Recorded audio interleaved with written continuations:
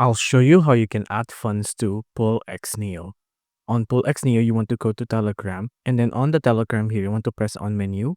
On menu, you want to scroll down until you find add funds. Tap on that. On here, now Bullx will send a new message. You need to select a chain to withdraw funds from. So for example, let's say Solana. And then on here, you can now deposit Sol to your primary wallet to start trading instantly, which is now this address here. So you can add funds to Bullx by using this address here. You can also tap on Solana here to view more wallet option.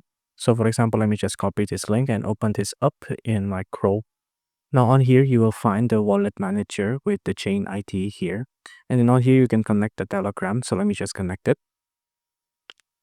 And then once here, you can see now you have your Solana wallet, and then you have one Tron wallet here as well. After that, that's it. You're done. Now you just need to deposit any crypto you have into this address right here. And then that's it. You're done.